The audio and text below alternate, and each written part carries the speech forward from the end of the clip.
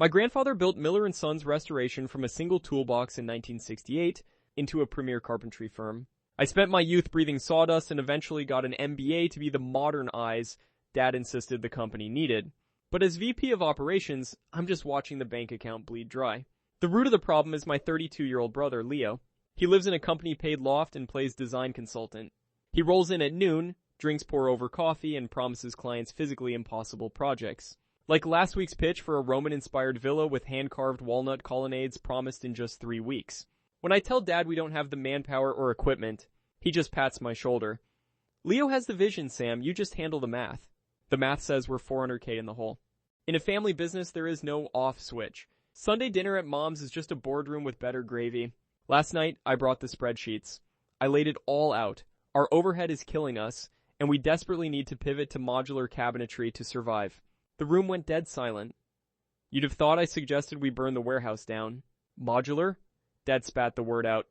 We are craftsmen, Sam. Not IKEA. My father would turn in his grave.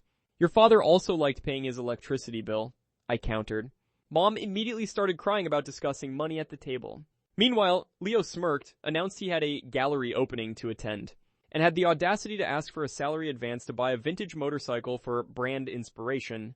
Dad approved it on the spot. I left my plate full, packed my laptop, and walked out.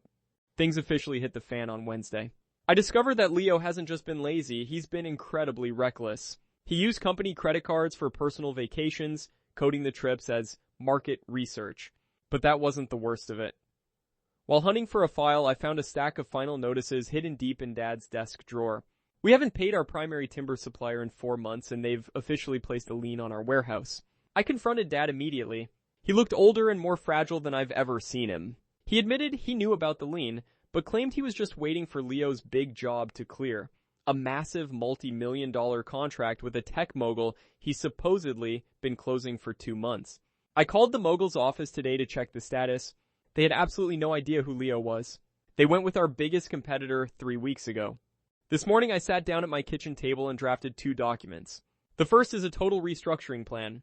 Leo is fired immediately. The company loft goes on the market. We take the modular cabinetry contract and I'm granted 51% of the voting shares so I can actually fix this disaster. The second document is my formal letter of resignation.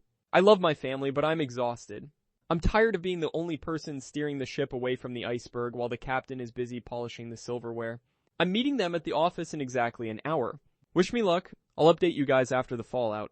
I'm either taking full control of the company today or I'm walking away forever. Edit 1, thanks for all the support and the awards, guys. To the people in the comments telling me to run, I hear you. For context, I do have a backup plan. My old college roommate runs a tech logistics firm and has been trying to headhunt me for a year. I'm not going to starve if I walk, but watching 60 years of my grandfather's blood, sweat, and tears vanish because of sheer ego is a very bitter pill to swallow. I'm heading into the office now.